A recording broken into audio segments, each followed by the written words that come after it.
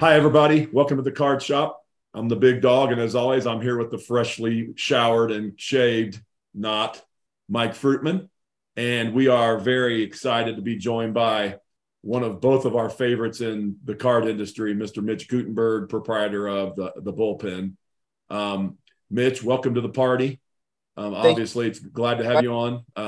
Gave you the LA skyline, the mountain version behind you, because we share mountains with, Denver looks the other way towards the same type of topography. So, good morning, everybody. Hi.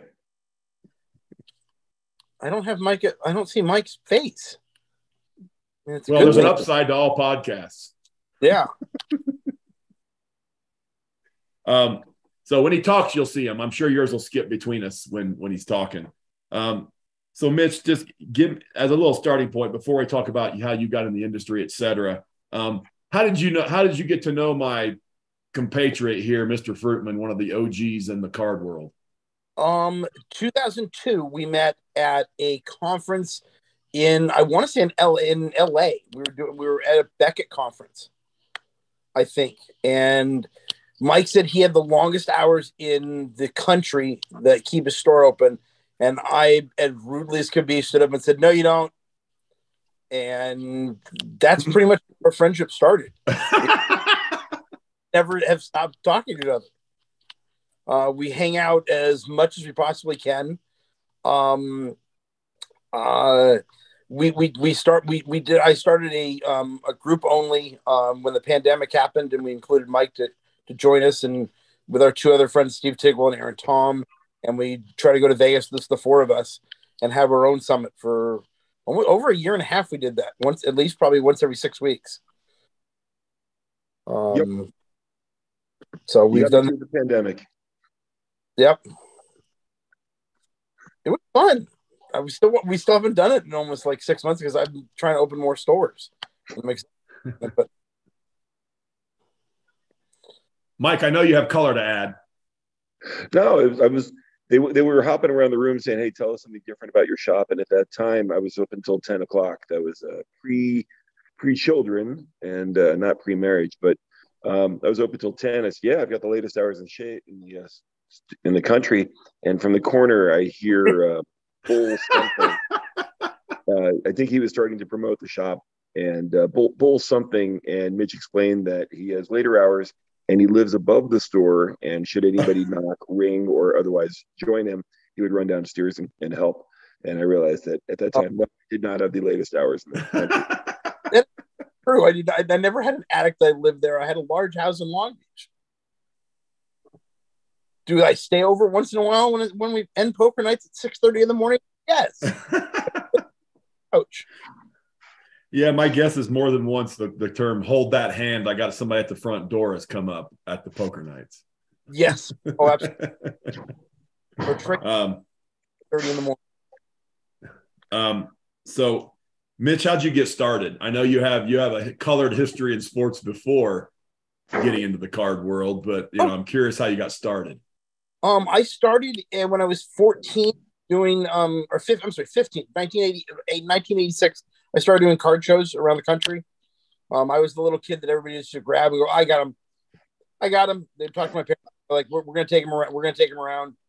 Two show display cases, couple briefcases of single cards, and did shows until 1990. Got into a couple other businesses, and there was a newspaper. Looking for a guy who was looking to needed some help running a card shop. I was like, "Oh my God, I haven't been to cards in a while." Applied for the job, got the job, started running his shop. And then in 2000, opened my own shop. And now it's been absolutely crazy. We moved a couple times. The shop we now have 5 different shops all over the country. 4 in LA and 1 in New York.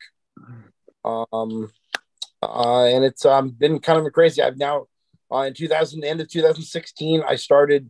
I have my best friend who became my partner, and she's literally the reason why we're successful. Solely, and she is the best. There's nobody who's better at marketing. Nobody better at knowing what's going on and controlling me to not go completely insane. We knew controlling would come up as a word somewhere in this podcast when you mentioned Tai. And like she was a customer in 2016. She saw I had an argument with the landlord, and she's like, "Are you looking for a partner?" And I'm like, "I'm not really good with partners, and but I can't disrespect any woman." And so we came up with our numbers. We were really close, and that was it. We started locations, and that was it. A couple months later, we moved to a bigger location, and we've just been rolling since. From the end of 2016, we have I can pretty much say that we have the largest inventory of sealed wax in the country, and we have 5 stores now. We just finished opening our one in New York. There's 2 more already planned. By January, February of next year, we'll have probably 7. So do you want, one thing I want to raise, I know Mike unfortunately caught the vid before going to the National Atlantic City. So he got to kind of sidestep one of the, least fun parts of the world, which is walking the boardwalk at any time of day or night.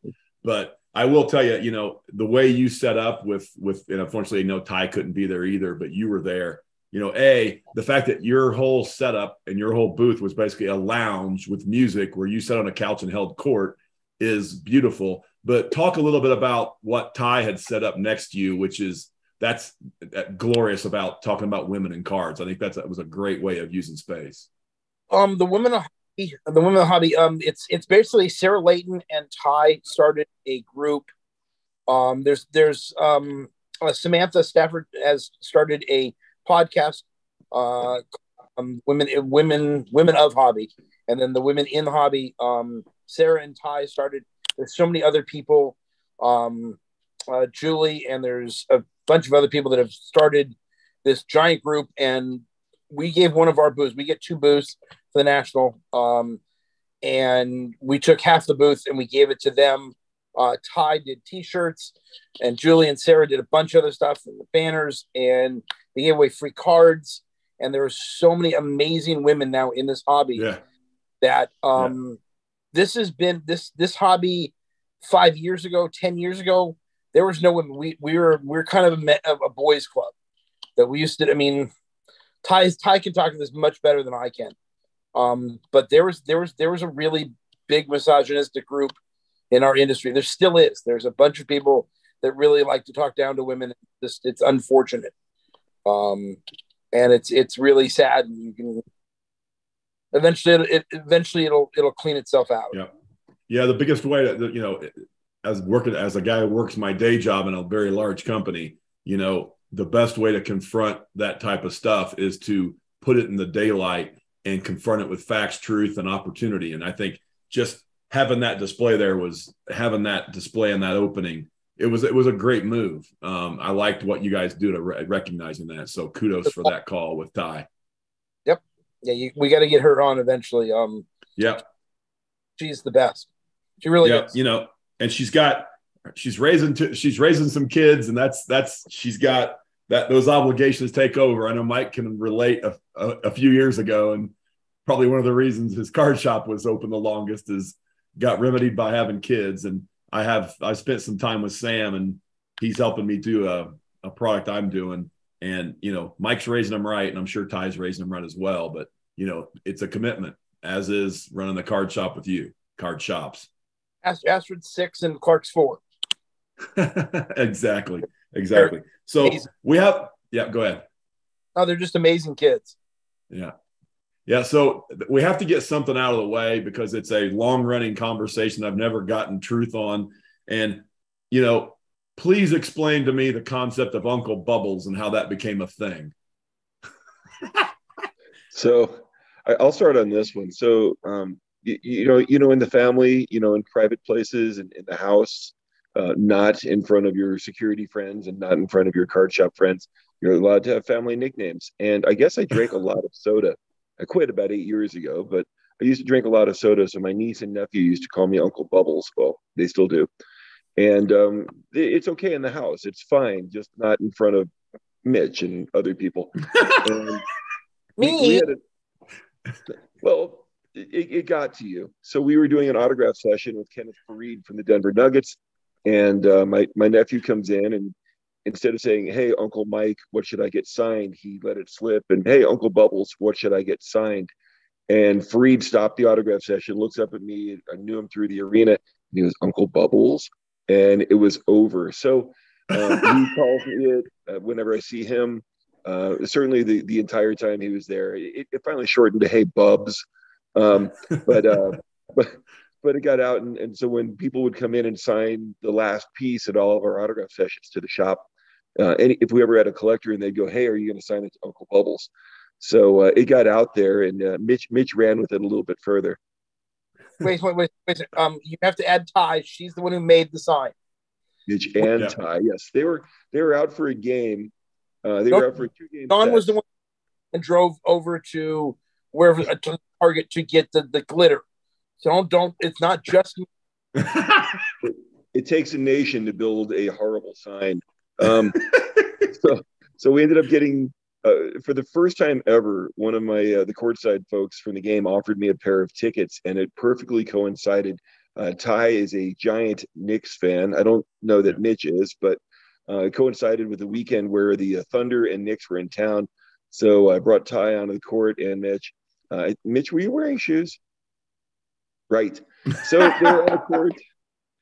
Defining the court. I Anyway, was in shorts and no shoes. so we set them down. They watched practice. Ty almost got a ball in the face by RJ Barrett. And when it came time to when practice was done, I said, "You guys should enjoy these seats." And they got to sit there all night. It was perfect timing. The one game, the one team, they flew in. It's literally, I've worked there since the building's open. It's the only time we've ever gotten courtside seats to give away. So that was perfect. And there was a sign that said Uncle Bubbles with a picture of them on the court, which has been loosely and tightly both circulated amongst very many people. That says it was beautiful. And that's where I got clued in. Yes. Well, we were doing a signing with Monte Morris, so we recorded Monte doing a quick bit. "Hey, come on by the shop," and there was Mitch in the background promoting my nickname as well. It was most of the evening was perfect timing. Not sure about that last part. Or people who walked up during the game and like, "Excuse me, who is Uncle Bubbles?" And I'm like, "Mike." Like, I mean, security guard Mike. I'm like, "Yes," and he goes, "Oh, yeah, just call him that. He likes that." Yeah. The next night, the non-Knicks night, we got him seated in section 140, so it was just off the left. And yes, the nickname was shared at that point. It was great. I believe his office.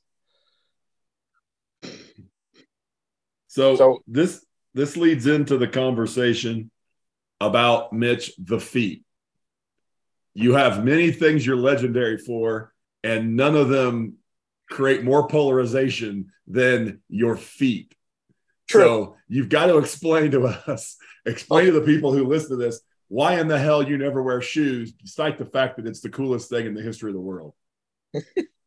Thank you. Okay. So I used to run shoe companies. I used to work for Airwalk. I worked for Minnetonka Moccasins. I worked for Harley Davidson boots. When I that was what I did between the times of I was in the car industry.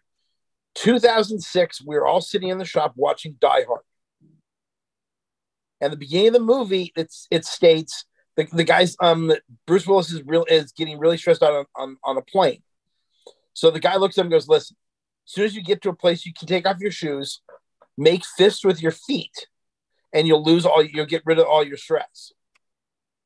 Like, wait a second. Wait. Everybody in the shop literally took off their shoes and started just making fists with their feet. And I'm like, "Oh my God, this is amazing."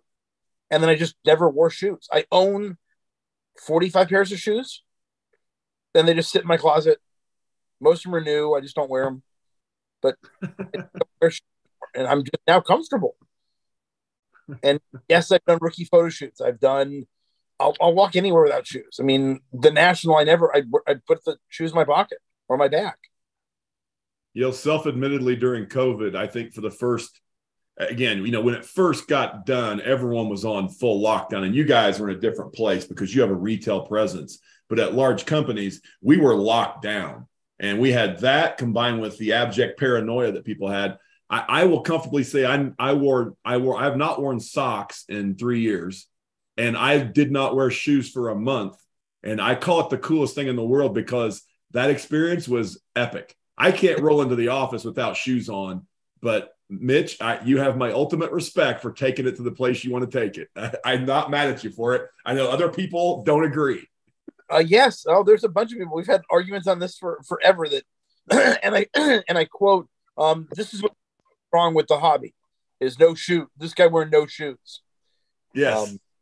Yeah, you're not wearing shoes is ruining the hobby. That's perfect. That's exactly the problem. So on product release days, Mitch oftentimes will take photos of his product delivery. So you've taken some photos in interesting places, and I don't know if we can drop them in later, or maybe we'll add them in at some point. But you've taken some fun photos with your allocations at times. What was your favorite one? The favorite one is it's got to be the one I'm laying like Burt Reynolds in the Playgirl, the one I'm laying down with my cowboy hat on my those favorite ones. The forklift I thought was a really fun one. That we made it look like that I was Jesus raising up out of the Bowman Chrome cases.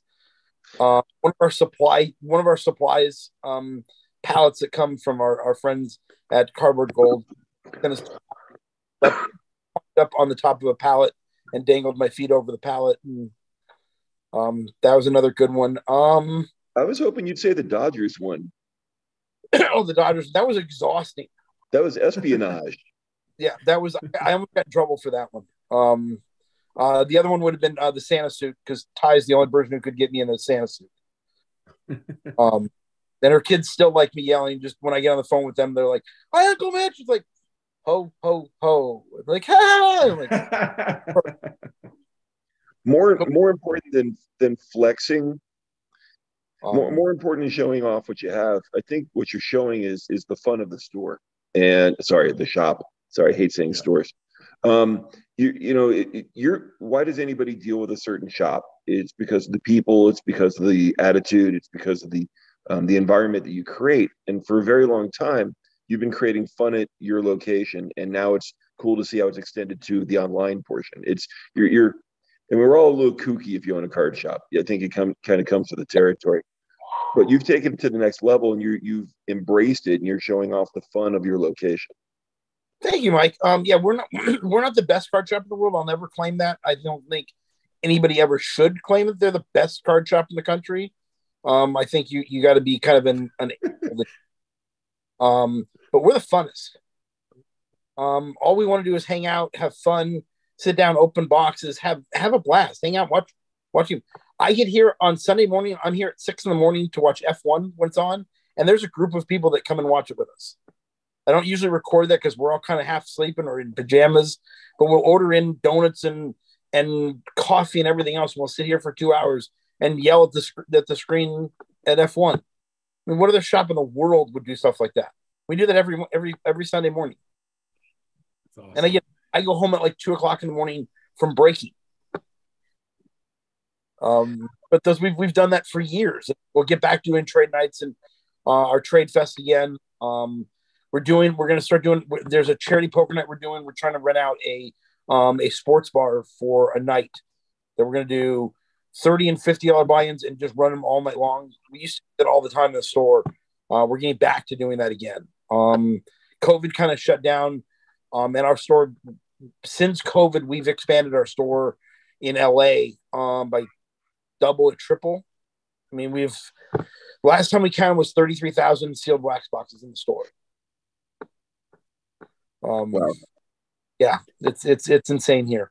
And again, we've got the other store down the street with Triangle Gaming.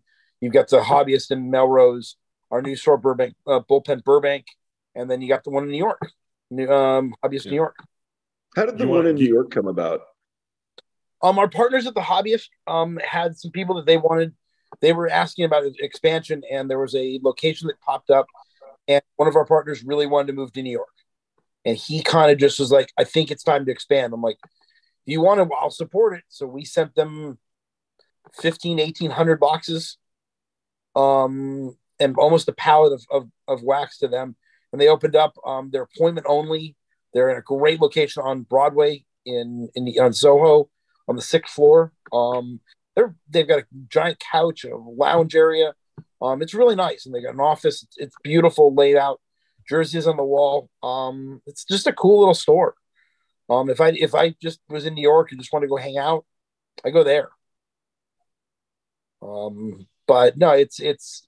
I don't think I could only do appointment only. I don't think I'd be like bored. I'm like I'd be at home or doing. I'd be like no. I'm just going to the shop and hanging out there.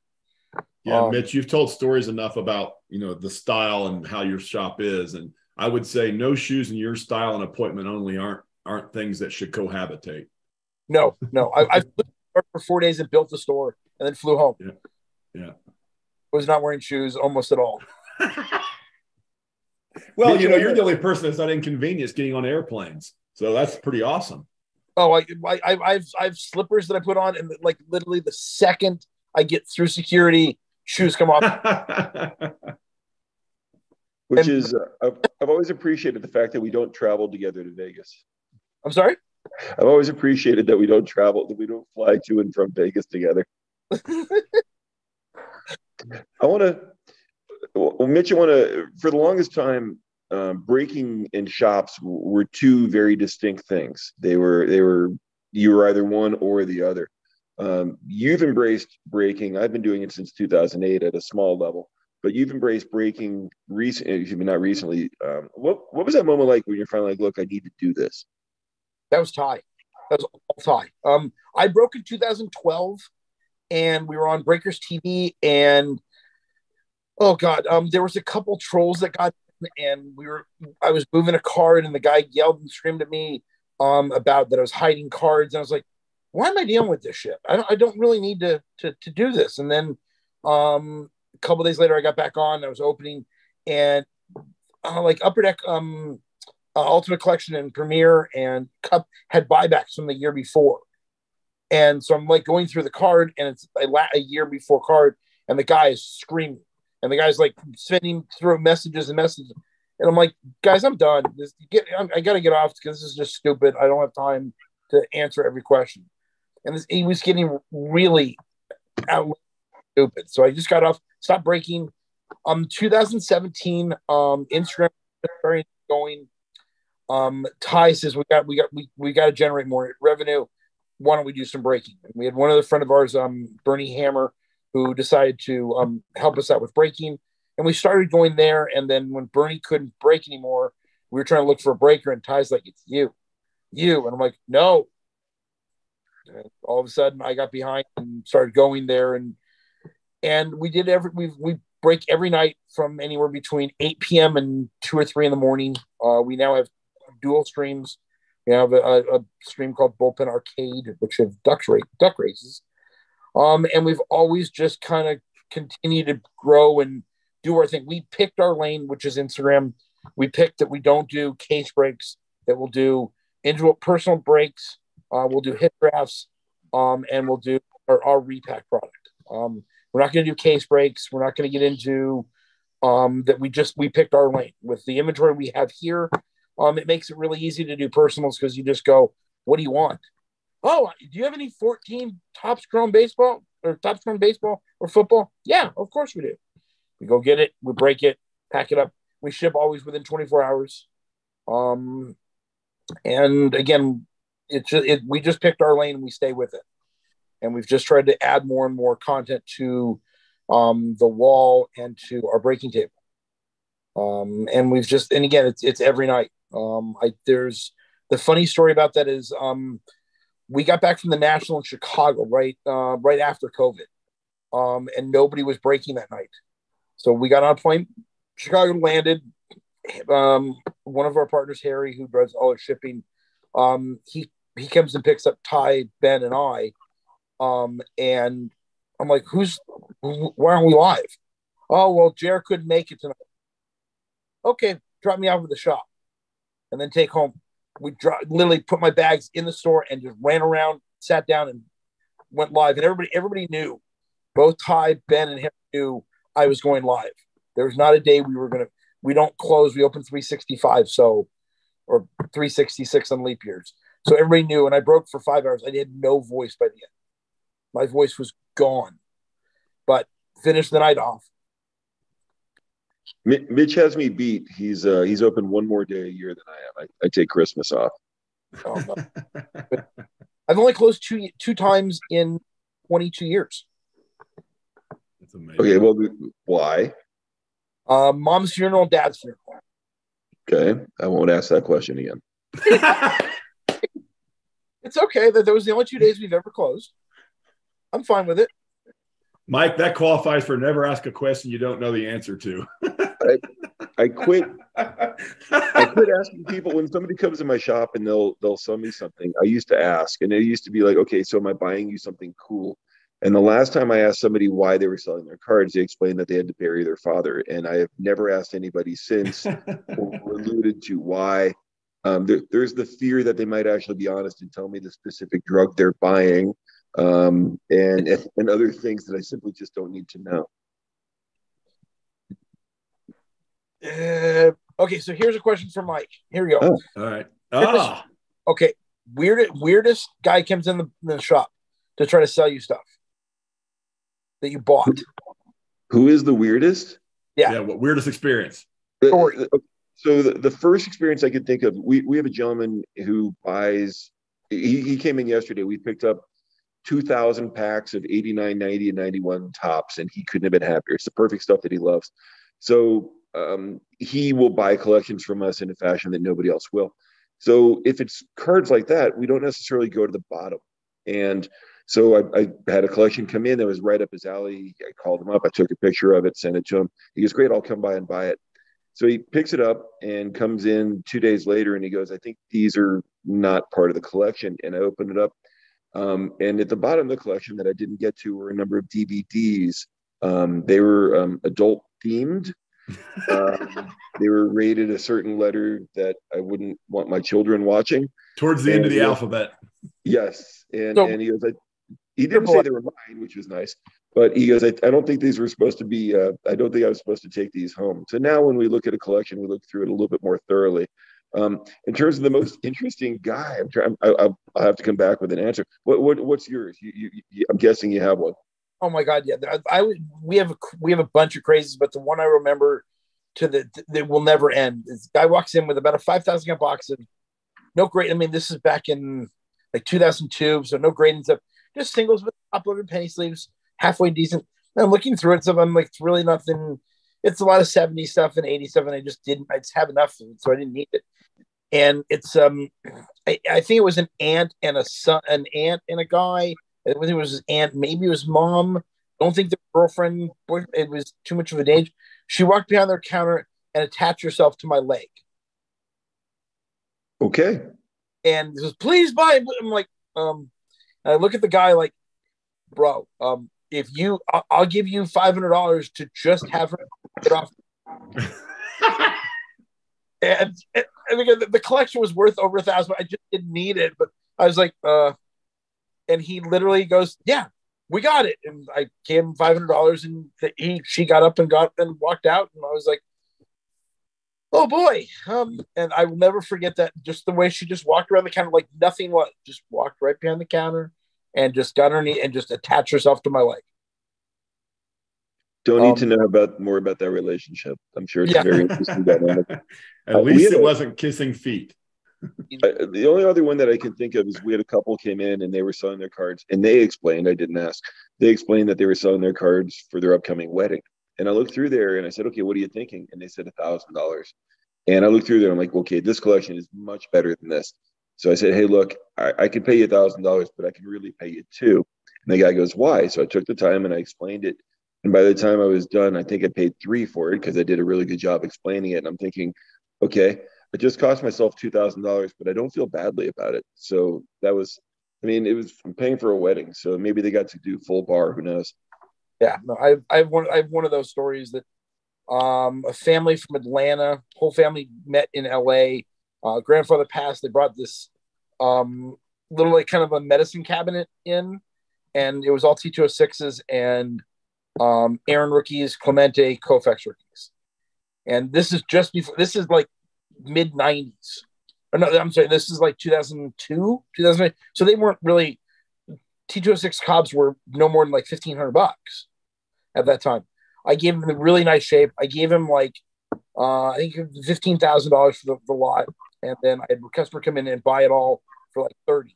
And I called them back and said, "Listen, guys, the stuff sold really quickly and too much.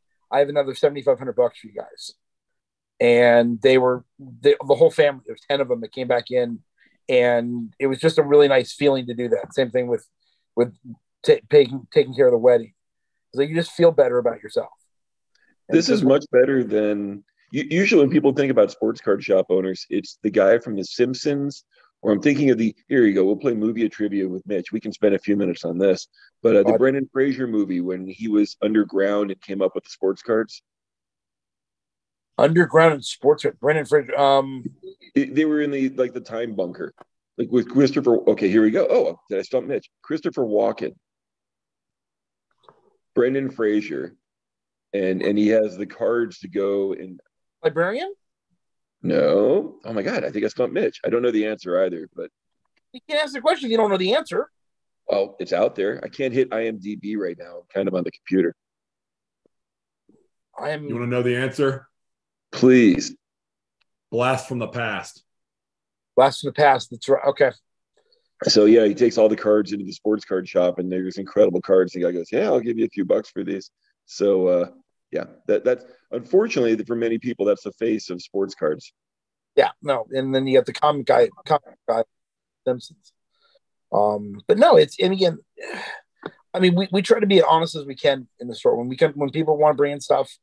Like, listen, I'm sorry, it's really not worth anything. I apologize. You can go to this, eBay, and just give them a list of places to go. But if we can buy it, we'll buy it.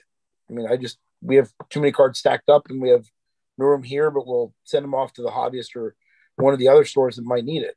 But no, it's not.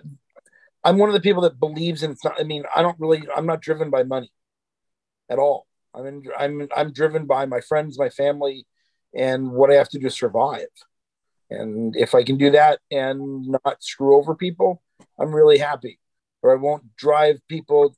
Every product is the greatest product ever. I won't mention names on who does that line. But remember, what was one? Chronicles basketball is going to be the greatest product ever. You guys it's going to be a sleeper. I'm telling you, there's nobody in the hobby who loves the hobby more than me. So I won't mention names on who says that all the time. I think if you gave me one guess, but okay. If you miss that one, you're no, you can't. So no, I don't. I'm not a hype machine. If both you and I, Mike, the same thing. If you see a product and it sucks, you're going to tell people, like, "Hey, do you want to buy this box? Don't buy this box. Don't. It's not good. Just here's a better box. I want customers." Yeah. So speaking about this, and again, I want to pivot us a little bit, but you know, Mike, you and Mitch both. I mean, my experiences in your shop. I haven't been to Mitch's shop yet, but I will go to LA. I will sit there and I will barbershop that place for 3 or 4 hours for sure, because there is a chair right there for you. I will post up in that chair with my feet up and a 12-pack of Diet Pepsi, and we will have a conversation with anybody that walks through. The thing that you guys have, and what's funny is I was watching Field of Dreams about 2 weeks ago, and, James Earl Jones has the great line at the end of the movie where he's like, it's money people have, it's experiences they lack or the experiences they want. And what you guys offer, sure, you guys offer cards, you sell cards, but what you sell is experiences and dialogue and relationships. And, the direction that the retail version of the hobby's going based upon who's going to be the major broker for the product is potentially in a direction that conflicts with you guys. And I'm really curious for both of you, how you see it coming when Fanatics gets full in and starts doing their distribution the way they will probably do their distribution.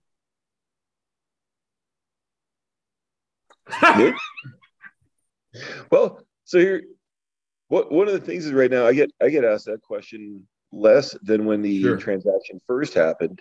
Part of the answer is we don't know at this point. We don't know exactly what's going to be happening. I can tell you as a shop owner, and I don't think this is proprietary information, I'm direct with Topps. And usually by this point of the year, or very close to now, we'll be able to order the next year's Topps Series 1. And I think when that order form gets released, that'll be an indicator as to what changes we might be seeing. At this point, it's kind of like Jaws. We understand that there's something in the ocean, but we don't know it yet.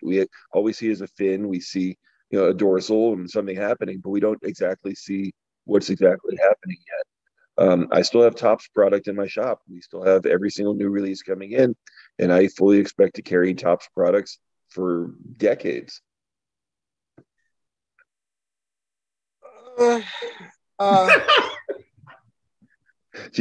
want the Mitch? I could not love you more than I do right now. No one's ever made Mitch be quiet before. I know a lot more than I'm supposed to ever say because I'm in touch with Fanatics a lot. I know pretty much everybody at the Fanatics, the card division, and at Topps. I'm on the phone or a text message or a conference call at least 3 days a week with them. They're really good people. So there's a couple things that I just can't discuss. But it's a little scary for some card stores. If you work hard and you do the right thing, you'll be just fine. If you're don't like to work and don't like to continue to do things that you should, then you're gonna fall by the wayside. It's gonna be a very different industry in the next year or so. It will be changing. Yeah. So I can tell you. So there's as a guy who's in. Oh, sorry, Mitch. Go ahead. No. I think I can say that without getting in trouble. But I'll give you 3 days and then we'll release this. But if you need to vet that beforehand. No, I think I'm okay. I mean, full transparency. I signed a non-disclosure agreement with Fanatics on certain aspects of it. Okay. Some of the time, if you ask me a question, I will answer it fully truthful and no holds bars. I don't know how to lie. I don't know how to deceive anyone. I'm just really good at telling the truth because the truth is so much fun to tell. Yeah. This one's a little difficult.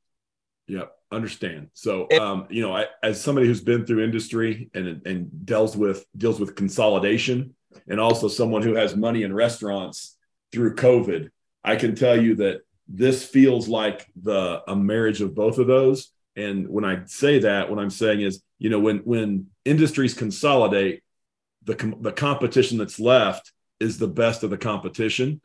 And during COVID, the stress that was put on people to deliver effectively and efficiently stripped out a lot of competition because they weren't doing things the right way and couldn't pivot. So I think, without you saying it, what you're saying is, this is a consolidation. If you're good, you're going to still be good. But if you're not good, there's going to be pressure on you because of that consolidation and what it does to the marketplace. Yeah. I'll just leave it at that. It should be that. There's a little more to that one, which I'm sure we'll talk off camera or off recording. Really kind of go fun with that eventually. But it's the cream of the crop should rise to the top. This industry has been cooking for 5 years, and every store owner and everybody who's been in this industry from 2018-19 on has rushed everything. The people that are continuing to work hard and expand and build are going to continue. But if you came in 2020 and 21 and think it's going to just be a piece of cake, like I buy a product for $100 and I sell it for $500, that's changing. That's not going to be just a flip and burn and run and go away again. It's not. The industry is changing from that point, and that's from manufacturer down. I mean, look at this. The singles market is having a very difficult time keeping up. I mean, we can talk about Prism and singles dropping like crazy. There's an adjustment coming, and I always use the analogy of it's Thanksgiving at 6 o'clock, and we've all eaten 9 pounds of turkey. We can't move in our Barca lounger, and we're at that fully expanded. And sometime about 8 or 9 o'clock, we digest everything and we start again. I think we're somewhere near the fully digested stuff, so we can go again. But it's a different beast coming. So most importantly, will there be pumpkin pie? About 9 o'clock, yes. Okay, just making sure. And the Lions will lose with a little dollop of whipped cream. As long as the Lions lose to make Thanksgiving complete. They usually do, especially the Cowboys. If they lose, that would be good. Yeah, I think most of the world that doesn't have a star on the side of their head is a big fan of the Cowboys losing on Thanksgiving Day. Jerry's earned the right. Yes. So when I know Mitch, you mentioned earlier, more to come on your side on your business. Is there any, can you want to share what you're doing next to give people the heads up about where you're going and what's happening? For us, we're opening more stores. Yep. The change in the industry, I've been ahead of it for a while. This was coming, and Mike can attest. I called him months and almost a year ago, telling him what I thought was going to happen. And yeah. I've been pretty right about the market and the trends of the last 4 years. We're still opening. We have we're already planning on 2 new stores next that are coming at the beginning of the year. There's 2 more we're talking about right now. Over the next 6 months after that, I think I'm stopping at 11. I think 11 is enough. So you're going to spinal tap this? I'm sorry? You're going to spinal tap this? Yep. Okay. Yep. We've put ourselves in a really good situation with everybody around that we can expand. The toughest part of this is finding employees. That's literally finding employees is still one of the biggest challenges in owning a sports card store. That is a retail challenge everywhere, and I can tell you in the restaurant industry, it is the number one challenge as well. It is, it's amazing, and it's not like there aren't people who could work out there. They're choosing not to in some cases. And again, pardon the editorial if people don't like it, but there are people who don't want to go work. And I know you and Mike and the people that work for you, you guys work hard. And in the restaurant industry, people work hard. And, people have to want to do that. And I think some things are too easy for them and they don't want to do that. That's life. It's kind of like when COVID happened, everybody just sat on a computer and did sales on a computer. This is easy. I don't really have to do much. And then when you got back to the world, they're like, no, I want to stay at home.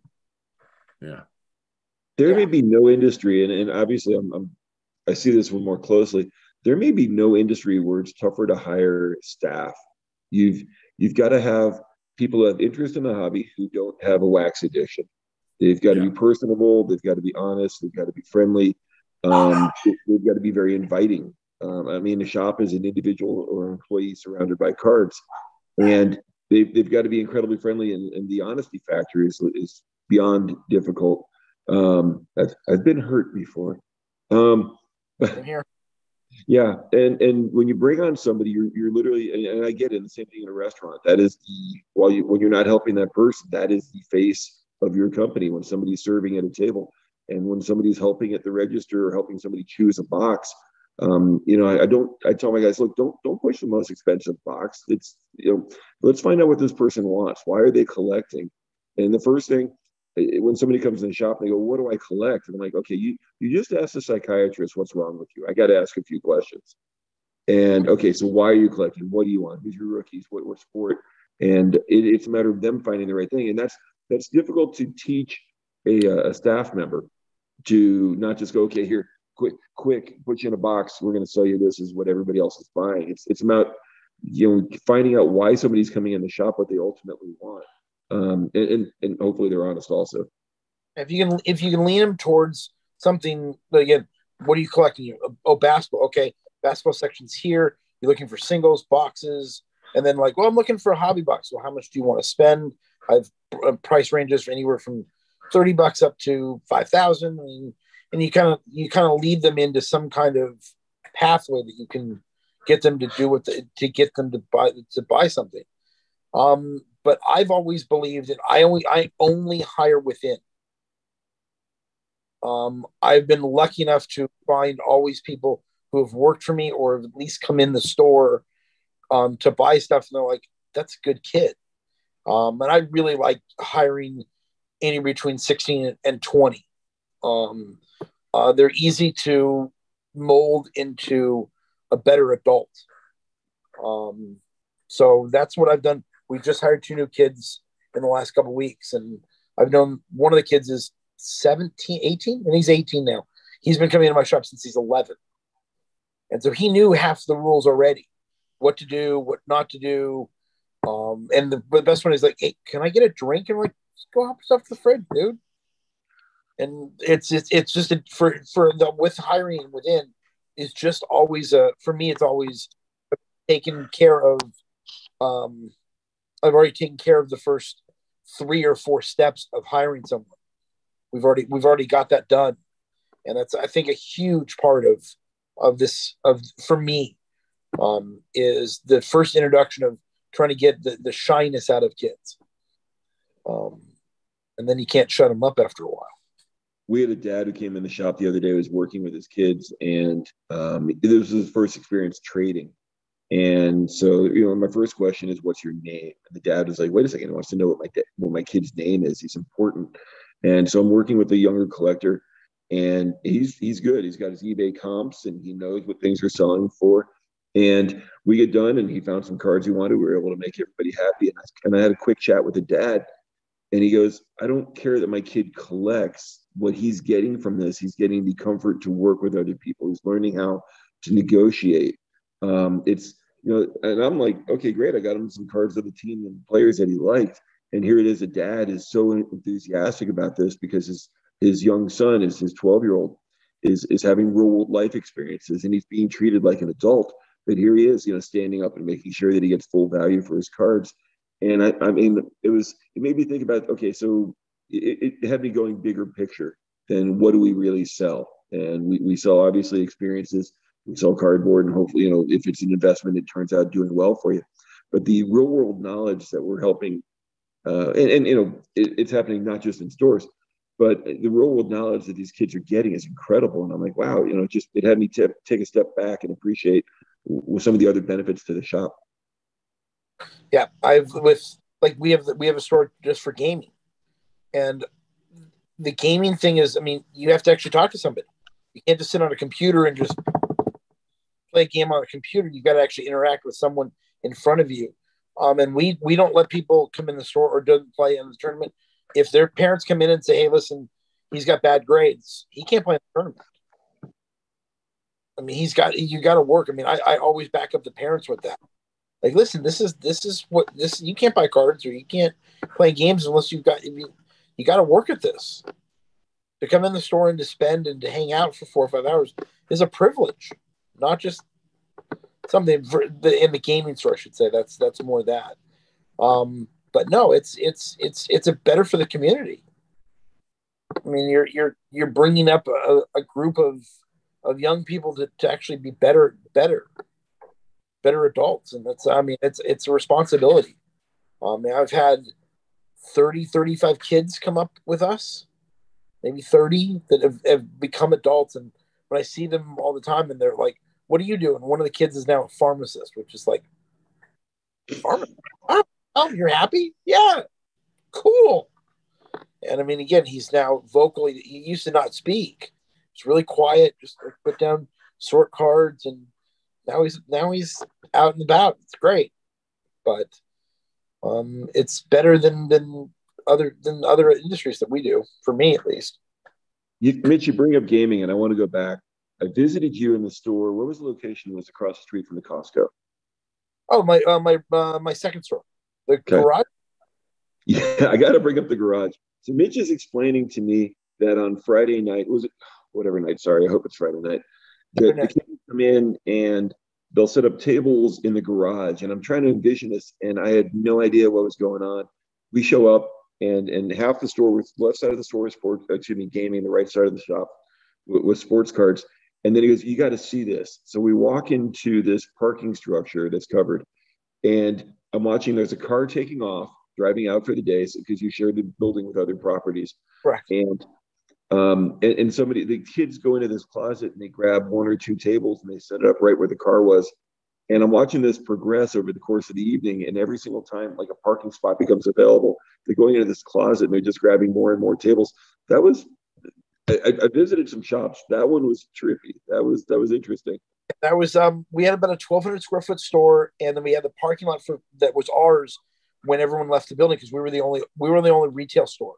So we would leave out anywhere between, on a good day it was 15 tables, on a bad day it was 6, and you had anywhere between 30 and 60 or 70 kids in that parking lot that could do. And then when it got really cold, we ended up buying the outdoor restaurant heaters that you would just put on a little dolly, and you bring them out and you just pop that thing on, and you could heat the garage if it got really cold. To clarify, when you say cold, you mean like 60 degrees, right? Because California, 60 degrees is cold in California. They're game kids; they don't usually go outside. But they were there until when you left. They were there until 2 or 3 in the morning. I remember we went to a Baby Blues. Yep. And I remember seeing how many tables were there, and I came back, and they just kept finding tables. It was like a wrestling match. It was. Yeah. We always get to the table. 15, 20 tables and about 100 chairs. It's amazing. So literally on Friday afternoon, or if it was a Monday and it was a holiday, oh my God, they would be getting there at 10:30 in the morning, like, open the door. They're like, I'll just open the garage. You guys just help yourself to everything you want, guys. Just garage door opens. They run in, grab tables and chairs, and they're all there. They were Sean, there. The amazing part is when they were done. I mean, excuse me, as the evening was going on, they kept cleaning up after themselves. Yes. Oh, that's so. I've been told I can't be a good chef because I clean up while I'm cooking, and real chefs don't clean up till the cooking's done. And I'm like, I can't equate to that, because I'm like, no, you have to clean as you go, because otherwise you have a mess, and so you have to be that way. And I'm not mad at people who do that. Yeah, no, we made sure everybody cleaned up their own stuff. Good on them. That's great. That responsibility piece. Mike, I got to go back to something though. You kind of said, not always sell them the most expensive box, sell them the box that they want. Is that why you always only showed me Flawless and National Treasures was available whenever I walked into your shop? I think there was something there that I should process. Well, Sean, what do you drive? I drive my car. You drive your car. I understand. It's not a pinch. Although I'm about to drive half my car, so we got that part to deal with. No comment. No, you found me. We were buddies, and like, you came in 2018, right when oh my God, when Baker ruled the world. We didn't really know what a Josh Allen was at that point. He was a very nice thing that could happen because he was kind of local. Yeah. A Lamar Jackson wasn't really a thing back then.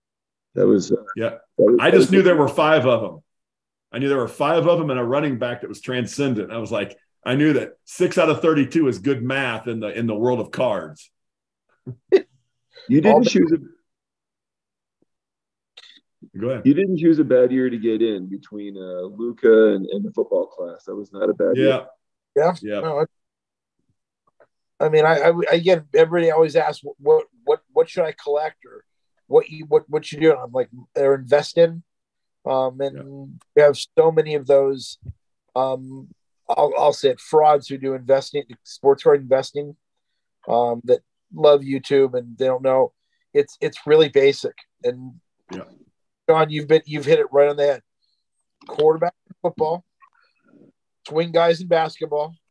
Never ever invest in a pitcher. Never. And that's literally the easiest thing. Never invest in a goalie in soccer or hockey. And home runs sell cards. That's the math. Chicks dig the long ball, 100%. Not just chicks, dudes too. Yep. Tom Gladden, chicks dig the long is like the example of that all day long. Yeah. we are experiencing a flashback. I remember in 2017, we were talking pretty heavy, and we had this Aaron Judge guy. And I remember at one point we had 10 straight weeks where we were going to get a Topps product every week. And here we are, it's 2022, and we're basically experiencing the Aaron Judge phenomenon again. No, do you remember 18 when they pushed 17 products in December because they couldn't put out products in January. Right. Oh, the flood. So then what we have, it was 14 that we had Topps Chrome and 15. The Topps Chrome and Bowman Chrome came out the same week. Or like you and I went to a conference in 2013 and we talked about that Upper Deck put out Ultimate Collection Hockey and Ultimate Collection, it would be 2008, that they put out Ultimate Collection baseball, football, and basketball in the same week. And they're like, it's not the same customer. You and I looked at each other and we're like, it's the exact same customer. Or Sean, you'll get appreciated this one. So one of the conferences, Mike and I believe it was in Vegas, and Mike and I are sitting in the back of the conference with a bottle of Fireball, and we had a shot every time they said the word allocation.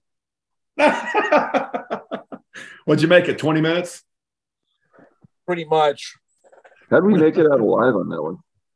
And so if Mike goes to the National next year, Sean, all you have to do is bring a couple of little bottles of Fireball. Yeah. Mike. And I have to give him a bottle and he has to chug it right there. The first time I met Steve Grad, I knew of Steve Grad, and here he is palling around with Mitch. And so I walk up, say hi, and Mitch throws me a shooter of Fireball, and I got to knock it out in front of Steve Grad. And so knock it out, and Mitch throws me a second one.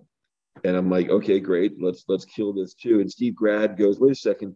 Did you just drink 2 shooters of Fireball? And I'm like, don't you work in Vegas? Haven't you seen anything more crazy than this? Yeah, no, that's and Steve Grad's great. Just one of the salts of the earth in our industry. Walk around with the National with a baggie of small. Yep. The whole time because the Cleveland one they didn't have, Cleveland had the bar. Chicago didn't have the bar, so I walked around and then we ran out and then I had to go take an Uber to go get more because it gets really stressful. The manufacturers get really stressful, and the other shop owners who are just sitting hanging out just want to drink during the afternoon. So that's my job. So it's 8 o'clock in the morning having a shot of Jameson or vodka or gin or rum all day. It's a good day. With your adult customers. Yes. Yeah. Putting that out there for the public. Yes, I would not. There's no alcohol on anywhere out during store hours for under 21, and there's no stupid, really bad beer passed out during store hours. Not mentioning. There are cats, however. I'm sorry? You do have cats, however. Yes, I have 2 that are truly the owner of the stores that run it. That if you don't like cats, they'll make sure that you like them by the end. So Mitch, there's a couple questions we always ask just to ask them. One of them I know the answer to, but I'd be curious for everyone else to hear it. Which one is what's the one collectible item you've got that you'd never part with? 100%. I have a Steve Irwin autograph card from the Crocodile Hunt. That's mine. I have him, I have his wife, and I have the press plate from the card. Yes, interesting. Yeah, there's only one of those. Yeah, it's the only thing that pretty much is not for sale. I was huge. I need to get the sun in a card too, and I'm good. Yeah. That's awesome. Mike has his, and I know his, and I think it involves Pete Rose, if I'm not mistaken. Yeah, go ahead. You want to bet on it? That's Pete Rose? Yes, I would. He may have brought it up on this show a few times in the past. Although for the right price, I will bet he would sell it, but the right price will be beyond what anybody would offer. It's nice to not have to worry about that anymore. It's nice to be able to not have to sell. I've got a Jordan Master collection that still has the sealed pack inside of it, and I'm not the biggest Jordan fan, but when I bought it, it was when Pokemon ruled the world, and I was okay. I'm bored. Let's just get this thing. And it's not that it symbolizes Jordan. It just symbolizes when I was first able to make a move and do something that I wanted to do instead of a have to do move for the shop. Yeah, there's somebody who has one who posted like on not on the sports card or on like DealerNet. Somebody posted that they had one of those. It was for sale, but it was taking offers. Oh. Hey, okay. So how much were the offers? I have no idea. Ah. I mean, again, somewhere in the $50,000 to $100,000 range. Cool. All right, maybe I'll get that 65 Mustang after all.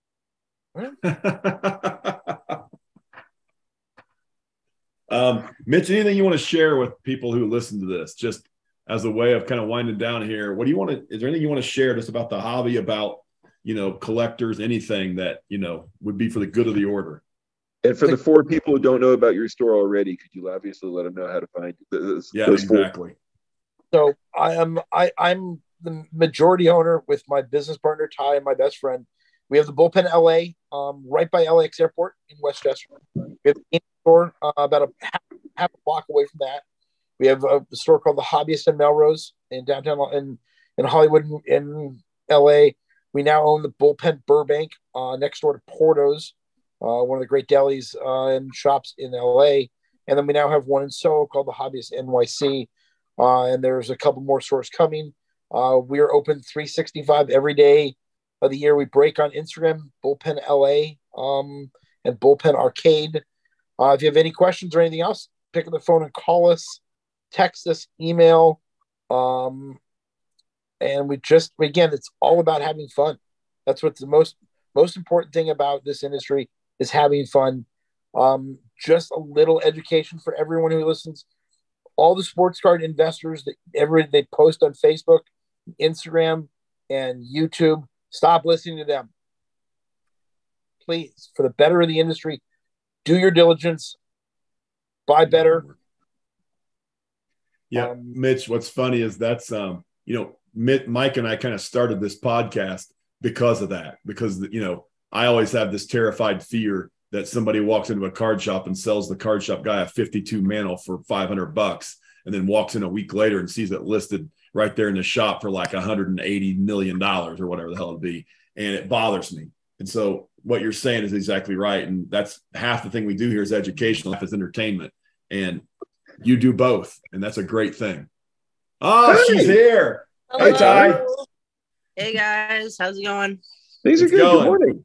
Mitch behaved. Mitch behaved. That's a shame. Probably good for business. Guys, this is Ty, my best friend, and the reason why the Bullpen is running so well. We were talking about the women hobby. Oh. Because Sean was at the booth and loved the booth. Oh, thank you, Sean. I loved it. Thank you. So we were talking about misogynistic people in the industry. Oh, yeah. And how we're trying to still get rid of them, but they're still there. We just can't get rid of them. They won't go away. They're like, a growth. Well, you might want them in the hobby because you can contain them. It's kind of like a coronavirus in a Wuhan lab. If it's in there, it's better than having it released into the public. So maybe having them in the hobby contains them. Keep them in the hobby. Keep them out of the Gen Pop. Exactly. Hey, Mitch, just pan it left. Sean, we got another hour. Can we go another hour? I have all the time we want. Rain check. All right. We'll get Ty into this. So yes, she's the magic. We originally wanted both of you. Ty had a conflict. She felt relatively safe letting Mitch come on without her. And I trust. Look, he can hold his own. He's the more fun guest anyway. I'm too serious. That's why you're yin and yang. We just exactly. Pretty much.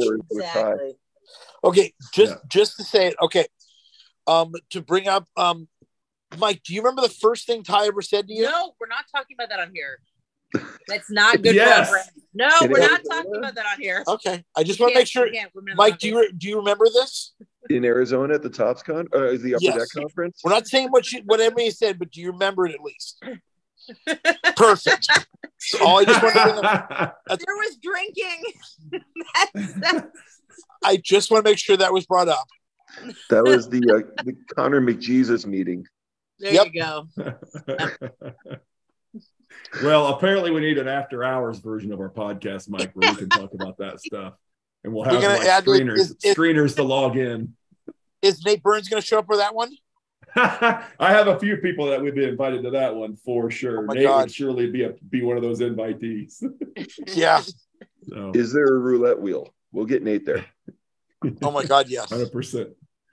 So Ty, thanks for coming in at the end. I appreciate you getting in here and thank you for what you did at National. I think both how you guys did the dual booths with Mitch's personal lounge area and also with the focus on the women in the hobby was a great move. And I think it's definitely long overdue, but overdue is not is no different than anything else. And all you can do about is action. And you guys took action. That's great. So I appreciate it. So we have to ask Mitch this. We got to ask you too, just to close this out. You know, what's the one collectible you have that you would never get rid of under any circumstances?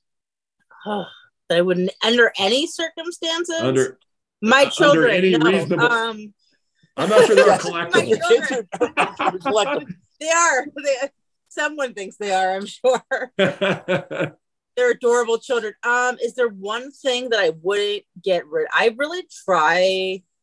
There's a lot of stuff I really like, but I try not to have like too deep that I wouldn't get rid of any. I mean, I have got like if stuff I've gotten as gifts, I don't get rid of. Like if I've bought something, like I'd probably be willing. But I don't think there's anything that I wouldn't part with, really. Okay. But maybe just stuff that was like so sweetly given to me, like that stuff is more sentimental than right. You know. Mitch gave me some pretty sweet Harry Potter autographs for my birthday that I haven't posted on social yet, but will eventually. So I'll probably keep that. Ty's a huge non-sport and a huge Knicks fan, so if you have non-sport cards and you want to sell them, you might want to just email us. There's a bunch of stuff that both Ty and I love non-sport. There's one card I wouldn't part with her. I bought a Venus Williams auto at the Burbank Card Show, and I probably won't part with that for a while. She was, everyone loves Serena, but Venus was my favorite player growing up. I was super awkward, and she also felt like she was super awkward. Right.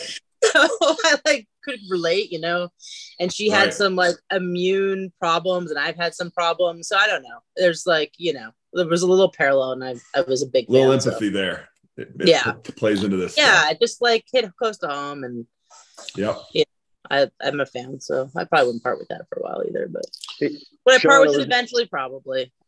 Yeah. Sean, do you have the date for the Nuggets Knicks game yet? I don't, but I could probably find it fairly easily. Ty, you wouldn't like it. He's all the way in the third row. It's terrible. No, the third row.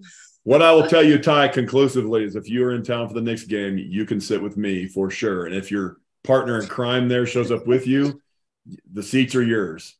Whoa. No, you sit with Ty. I'll sit somewhere. I'll just walk with a sign, walking around of Uncle Bubbles. I still have that sign, Uncle Bubbles. We talked about that. Mike, you better pray to God there's not a Nuggets game on your birthday, because I am fairly certain I can make arrangements to have Happy Birthday Uncle Bubbles put on the main screen with your camera going to you. Yes. Look at their faces. Yes. I love it. My birthday is in August. I am safe. Yeah. Wow. Shit. Dang it. That's okay. He's also a Rockies fan. I think we can solve this a different way. Oh, and don't worry. I have a minor league baseball team that I can always get anything I want posted. This is devolving. We could do Mike Fruitman night from the jump, Ty. My God, we could do Mike Fruitman night in Colorado. Everybody's got to get this giant ugly beard on. Yeah, and everyone gets a serving of champagne, because everyone needs bubbles. Ugly. There you go. Ugly. Yeah. Oh my God. I just had a really good idea. I have something that I need to do today. I got to show you. Okay. I'll show you. Uh-oh. After. Mike, I think you're in trouble. You are. But it probably won't be for like a month or so, but you are in trouble. You know, we'd like to thank the two of you for being part of potentially the last podcast we do once Mike divorces himself from me because of the narrative around a family nickname, but it's worth every second for the smiles.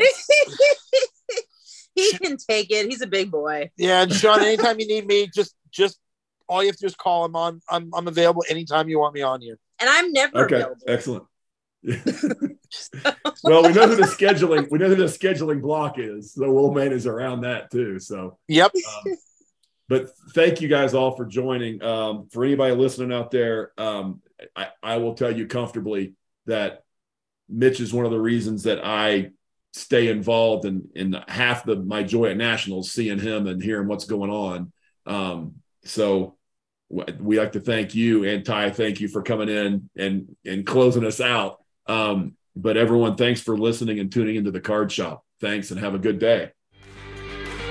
Bye, everybody.